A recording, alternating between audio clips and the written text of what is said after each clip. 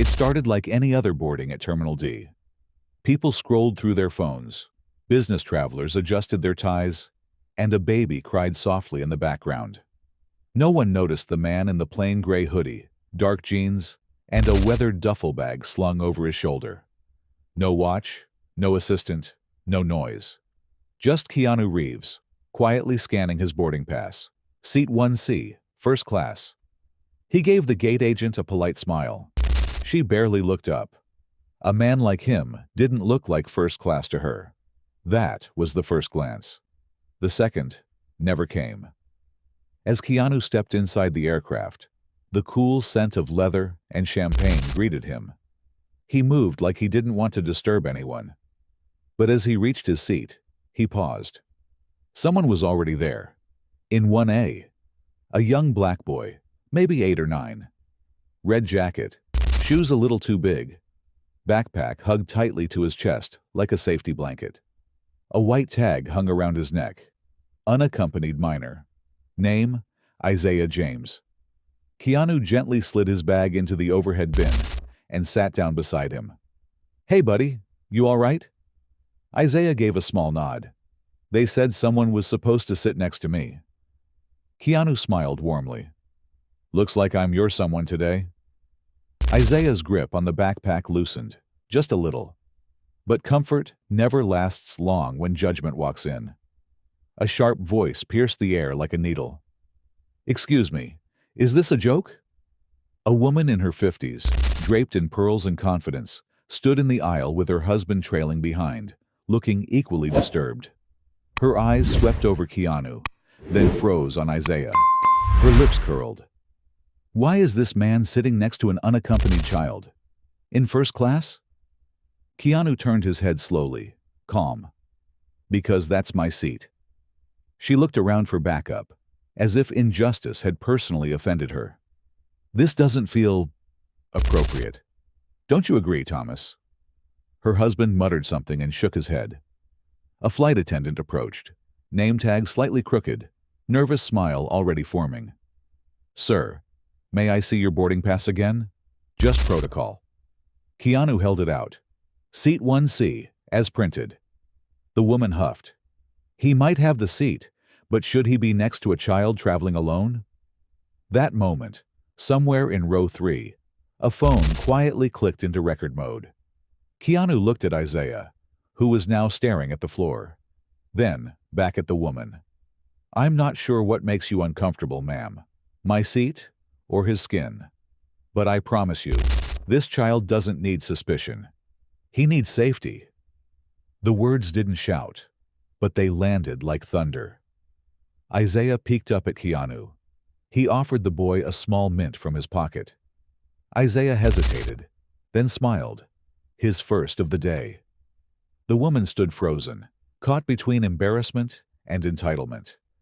Her husband whispered, "Let it go." But she didn't sit. She lingered, waiting for someone else to speak. She got her wish. The same flight attendant returned, this time with a firmer look. "Mr. Reeves, could I have a word? Just outside the cabin." Isaiah's eyes filled with worry. Keanu leaned down. "I'll be right back." Then stood and followed the attendant down the aisle, quiet and composed.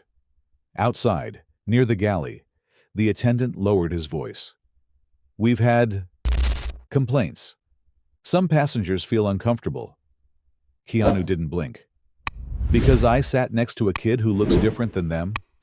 Or because I don't look like someone who belongs here?" The attendant shifted awkwardly.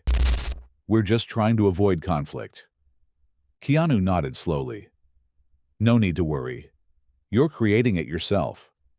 Inside the cabin, phones were still recording, and judgment was still flying first class.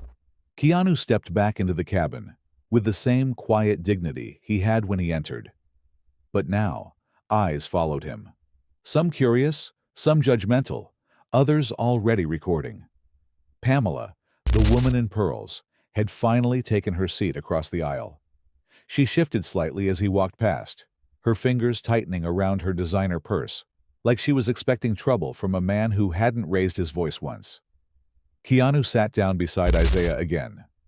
The boy didn't speak, but his little fingers reached over, brushing against Keanu's sleeve like a silent question. Keanu nodded gently, and Isaiah leaned back into his seat, still holding the mint. Before they could even relax, a shadow loomed again. This time, it wasn't just the attendant. It was security. A tall man with a badge on his chest and a forced smile stood in front of Keanu's row. "Mr. Reeves, I'm going to have to ask you to step off the aircraft." There was no explanation.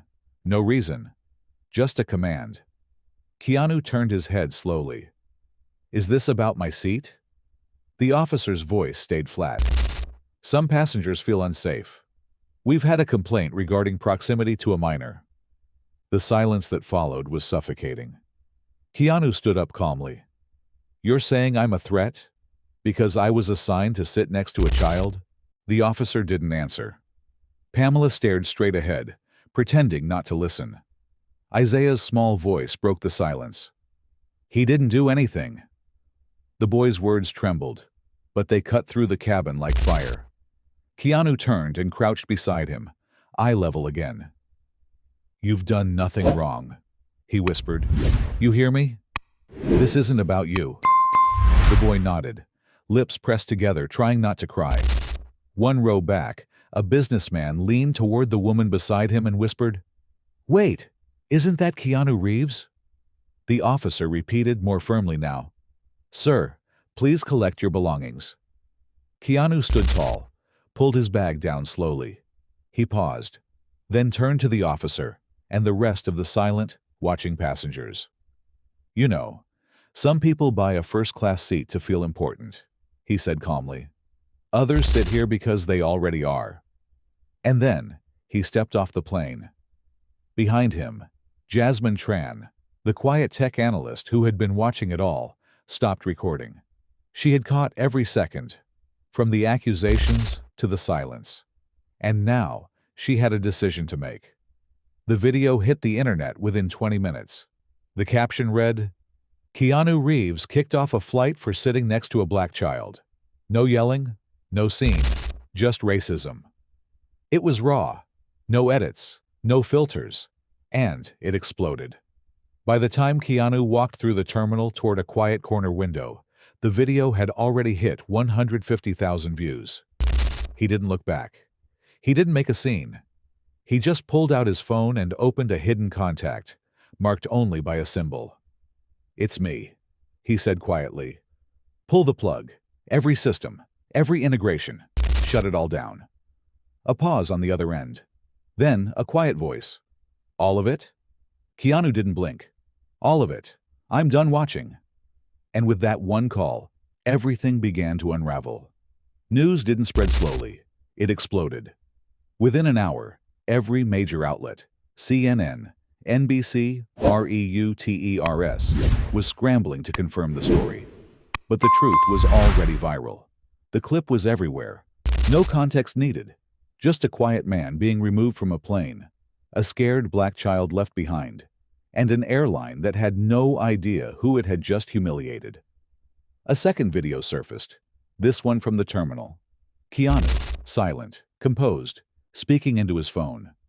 And then, hours later, the shock hit the corporate world like an earthquake. Breaking. Keanu Reeves identified as majority owner of Halo Systems, the very software that keeps half the nation's airline infrastructure running. Stock markets responded first. Air Dominion holdings dropped 4.8% in 20 minutes. By the next hour, it was 9.1%. Then, the calls began. From legal teams, PR agencies, desperate executives trying to undo what had already gone too far. But Keanu? He was already in Manhattan. 60th floor, floor-to-ceiling windows, no assistance, no noise. Just the calm before something permanent. Marion Cho, head of operations at Halo Systems, entered briskly, tablet in one hand, phone buzzing in the other. "It's bad," she said, breath tight. "They know it's you. They're panicking. But Keanu, you have leverage." He didn't look up. "How airtight are our morality clauses?" Marion tapped the screen. Ironclad. We warned them. No tolerance for racial profiling. No tolerance for discriminatory removal. It's in every contract. They signed them. Keanu's voice was low. They kicked me off their plane, while my systems kept it in the air. Another ping echoed in the room. The trending tag had shifted again. Justice for Isaiah. Then another. Number fly with Keanu. Keanu stared at the numbers rising, not with excitement, with clarity. They thought they were removing a passenger, he said softly. They just grounded themselves. He turned toward the screen and pulled up a locked folder. A name popped open. Ava Grayson. She was a former flight attendant. Fired quietly 3 years ago after filing a report no one wanted to read. She'd been blacklisted, branded difficult, and erased. Until now. An hour later, Ava stood across from Keanu in a high-tech war room filled with digital schematics, system contracts, and glowing maps of airline traffic. They buried my complaint, she said. They said I was too emotional. Keanu handed her a stylus. They buried a lot of people. That ends today. He opened another document. Red lines marked phrases like non-corporate attire in first class and verify minority passengers traveling alone.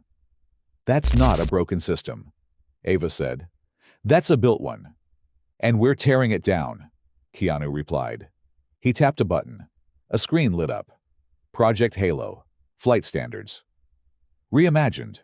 Ava stared. You're not just pulling their license. No, Keanu said. I'm replacing them. A long silence. Then she asked, Why me? Because you saw the rot, Keanu said, and you didn't look away. Behind them, the words flashed across the room. No profiling, no silence, no compromise. It had begun. The sun rose over a quiet hangar in Newark, spilling golden light across the smooth body of a jet with no airline branding. Just a symbol on the tail, a simple circle wrapped in wings. Engineers moved like shadows, testing, checking, whispering to one another in a language of precision. At the far end, Keanu stood with Ava and Marion, silent as the final inspection finished. New Sky Airways wasn't a plan anymore. It was real. And Isaiah James, the boy they tried to erase, was about to be the first to fly in a plane built on justice. His mother, Denise, stepped out of a black SUV, holding his hand as they approached the stairs. Cameras clicked, reporters whispered, but Keanu didn't move. He waited at the bottom of the ramp, dressed in black, not as a celebrity, not as a CEO, just a man who kept his promise. Isaiah saw him and lit up. You came. Keanu knelt slightly, leveled with him again. You ready for your first flight, Captain? The boy's eyes sparkled. Yeah, but am I allowed? Keanu smiled gently. This plane belongs to you as much as anyone else. Maybe more. Ava handed Isaiah his boarding pass. Seat 1A. Honorary first passenger. The words shimmered in silver ink. Inside, the cockpit buzzed with life. 2 pilots waited. Both women, both from communities once ignored by the airline industry. The head engineer was Latino. The flight lead was a former whistleblower. No one was chosen for appearance. They were chosen because they belonged. As Isaiah stepped aboard, Keanu followed quietly. No press, no speech, no announcement. Just history rewriting itself without permission. By the end of the day, every major network carried the image. A young black boy taking his seat beside the window in 1A, smiling out at the world. And Keanu Reeves, sitting a few rows back, watching, not to be seen, but to witness. The hashtags shifted again. He built, the sky, everyone deserves a seat. Back in Manhattan, a clip played across every screen. Keanu sat in a studio opposite journalist Rachel Min. No press team, no PR handlers, just 2 people and the truth. Why now? Rachel asked. Keanu's voice was low, steady. They didn't just remove me. They removed the idea that a kid like Isaiah could belong. And I'm not here for revenge. I'm here to make sure they can never do that again. The studio went silent. She leaned forward. What is New Sky, really? Keanu exhaled. It's a promise. No profiling. No silent removals.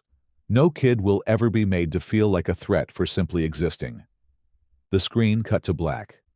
Then came the final message. If this story moved you, share it. Because for every Isaiah, every Ava, every silenced voice, we have the power to build a better sky. Comment, I believe in better. If you're still here, let's lift each other, seat by seat.